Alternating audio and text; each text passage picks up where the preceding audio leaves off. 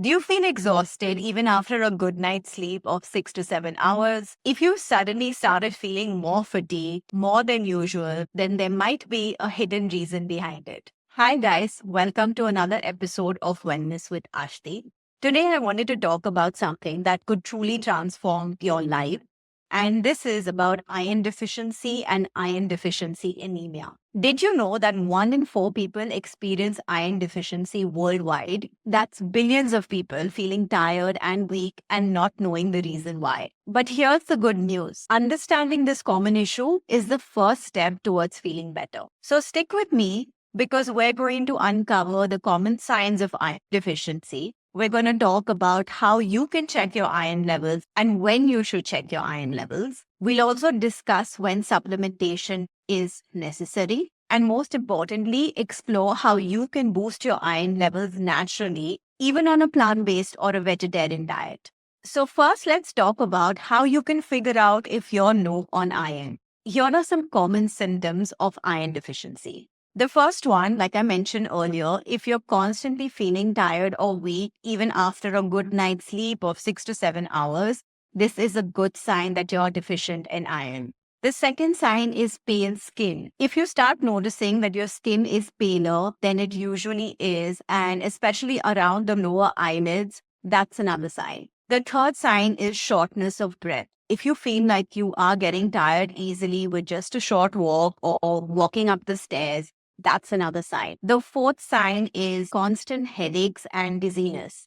If you feel like you're constantly dizzy or you have very common headaches, that's another sign. The fifth sign is cold hands and feet. If you feel that your hands and feet are constantly cold when the rest of the world is feeling fine, that's another sign that it could be iron deficiency. The next sign is actually very common, and this is brittle nails and hair falling out. I've seen a lot of people with this symptom where you notice that suddenly your hair is falling out and your nails are really weak. This is another sign of iron deficiency. The next sign is rapid heartbeat. If you feel like your heart rate is faster than usual compared to the last few months, it can be a sign that you have iron deficiency. So if any of these sound familiar to you, then maybe it's time to get your iron levels checked. Okay, so let's break down the difference between iron deficiency and iron deficiency anemia. So iron deficiency is the first step, and this happens basically when your body does not have enough iron stores. So the reason why iron is important, there are actually several reasons, but some of the important things that iron does is iron is used to make hemoglobin, which is part of your red blood cells. And hemoglobin's job is basically to carry oxygen from your lungs to the rest of your body. So when you don't have enough iron, your body basically starts running low on hemoglobin. But this is just the first step in iron deficiency.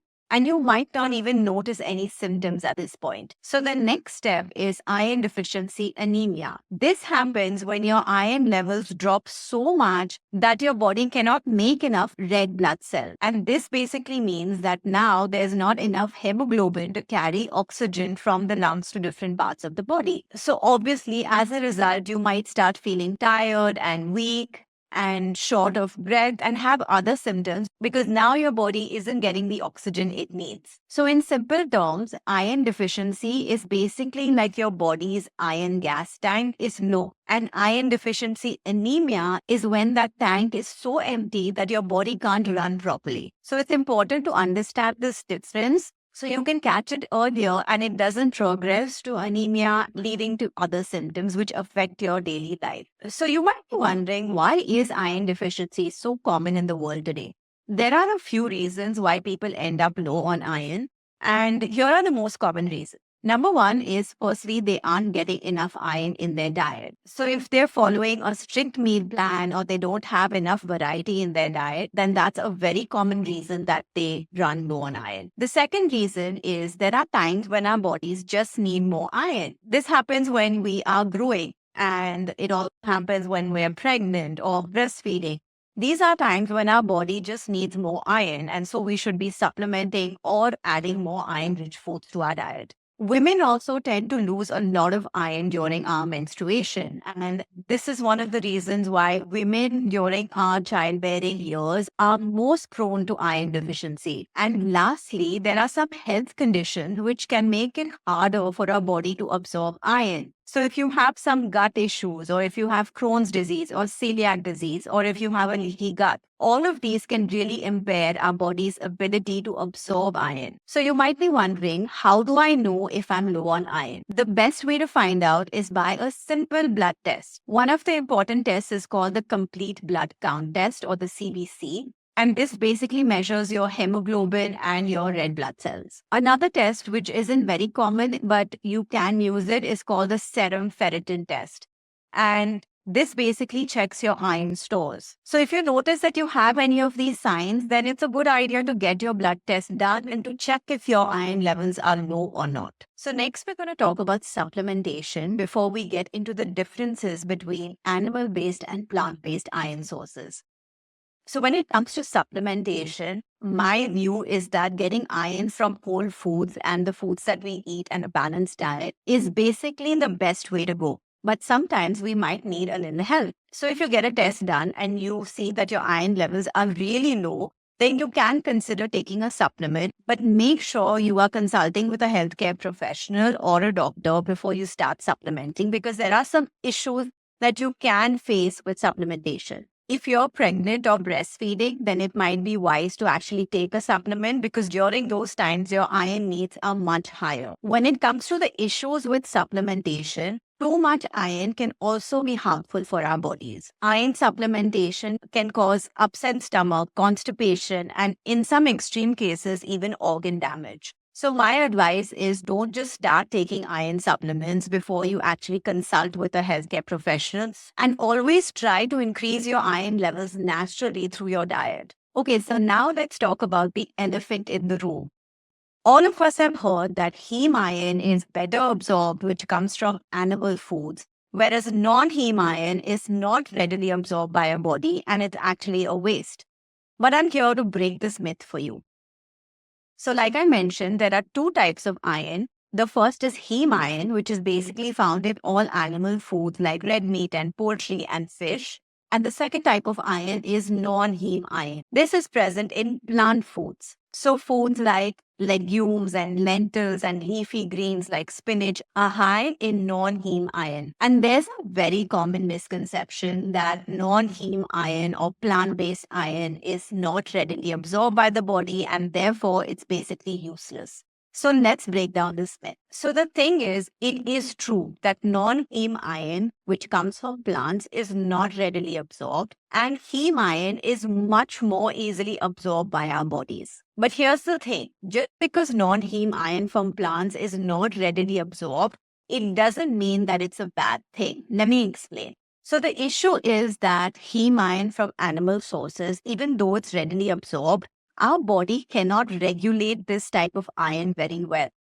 This means that we can actually absorb more iron than we need, and it can lead to lots of other issues. There are studies that have found a concerning connection between heme iron and health issues. The first one is heart disease. Eating high amounts of heme iron, which comes from animal products, can increase your risk of heart disease. A study published in the Journal of Nutrition basically found that people who consume more heme iron had a 27% increased risk of heart disease compared to people who were eating non-heme iron. The second health issue is type 2 diabetes. Consuming more heme iron could be linked to a higher risk of type 2 diabetes. And this is because excess iron basically interferes with how our body manages insulin and sugar levels. Research published in the American Journal of Clinical Nutrition found that people who had a higher intake of heme iron actually had a 16% higher risk of type 2 diabetes. The third health issue is cancer risk. There are some studies which basically showed that increased risk of heme iron led to higher rates of cancer like colon cancer. So my advice would be to start being mindful of how much heme iron you're consuming, because reducing your amount of heme iron could potentially reduce your risk of cancer, type 2 diabetes, and the other issues that we spoke about. So now let's talk about the benefits of non-heme iron, which is basically the iron that you get from plants. So even though our bodies don't absorb it as well as heme iron, the good news is that our bodies can regulate this type of iron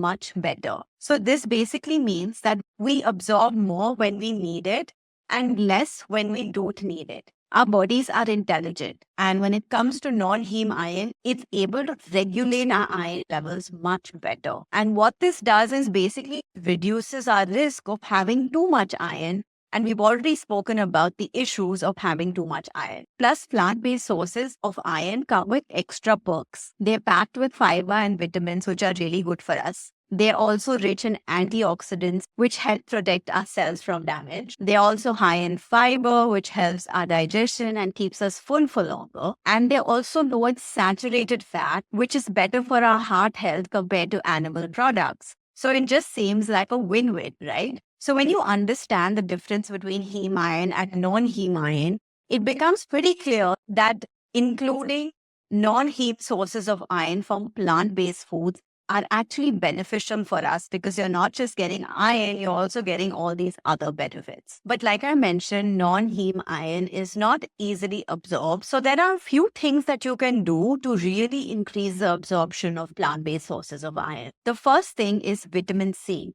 Now, vitamin C is a real game changer. Adding foods high in vitamin C to your iron-rich meal can drastically improve how your body absorbs iron. For example, just a simple squeeze of lemon over your stir-fried vegetables or even your dal and rice can really increase the absorption of iron. Then there are vegetables like bell peppers or capsicum, which are really high in iron. So including them in your daily diet is a very good idea. Fruits like strawberries, oranges, guava are really high in vitamin C too. So having them as part of your meal or even as a snack can make a really big difference. The other thing that can help with absorption is onion and garlic. And not a lot of people talk about this, but just cooking your food with onion and garlic can really increase the absorption of iron. But when it comes to absorption, there's one thing to keep in mind, and that is calcium. Now, calcium and iron basically interfere with each other for absorption and compete for absorption. So if you're taking a calcium supplement, just make sure not to have it with your iron-rich meal and to space it out maybe an hour before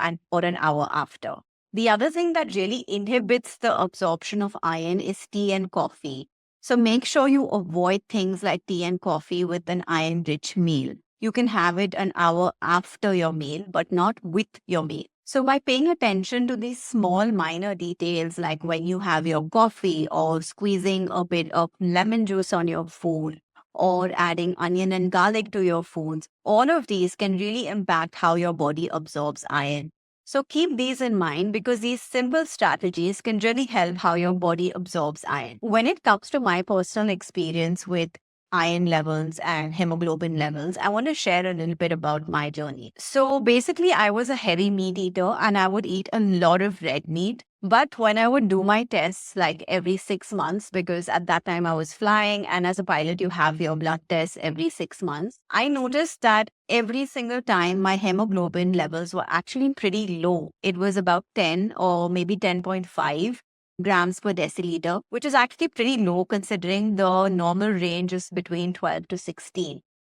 And when I consulted a doctor about it, he said that this was actually pretty common with women my age and it was not something to worry about. But the interesting thing is, when I started adopting a plant-based diet and eating a lot more fruits and vegetables, I started eating beetroot, I started eating spinach, smoothies, oatmeal in the morning. All of these foods, I think, really helped me, because within 3 to 4 months of adopting plant-based diet, I noticed that my iron levels had actually increased. So when I did a blood test, my hemoglobin had gone up to 14.5 grams per deciliter, which I had never experienced in my entire life. I also noticed that I had a lot more energy. My digestion was better. So yeah, basically, I just want people to realize that you don't need meat or dairy to increase your iron levels. And it can be done on a plant-based diet or a vegetarian diet. as long as you're mindful. So let me share a simple meal plan that will basically help you boost your iron with tasty plant-based foods. So for breakfast, you can have oatmeal topped with raisins and pumpkin seeds and add some pomegranate or fresh kiwi and strawberries. The vitamin C from the fruits will basically help your body absorb the iron from oats and the seeds. At lunch, you can enjoy a simple salad with spinach and chickpeas. You can add some red bell peppers, which are really high in vitamin C, and this will help you absorb the iron from the chickpeas and the spinach. In the afternoon, you can snack on some dark chocolate and maybe some dried apricots or figs. They're delicious and high in iron. And for dinner, you can make a quick stir fry with tofu and vegetables.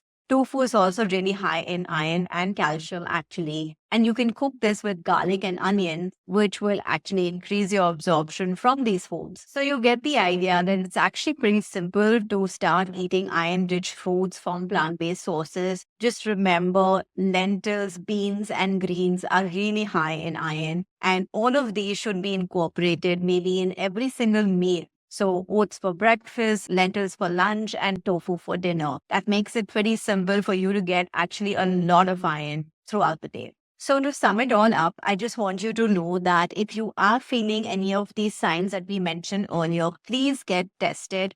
It's a very simple test and it can really help you figure out if you're low in iron and how you can start feeling better. The second thing is consider supplementation, but only if it is really, really necessary. The first step I would advise is trying to increase your iron from natural plant-based sources. And it's actually easy, like I mentioned earlier. The third thing is be mindful of heme iron, even though it is more readily absorbed. It's coming from animal-based sources, and there are certain risks of having high heme iron, which we spoke about earlier. So thank you for watching another episode of Wellness with Ashti. Let me know in the comments if you have faced iron deficiency and what were the steps that you took to basically help yourself. If you like this episode, make sure to check out this one where I talk more about gut health and how your gut could be the underlying reason why your body isn't absorbing all the nutrients that you should be.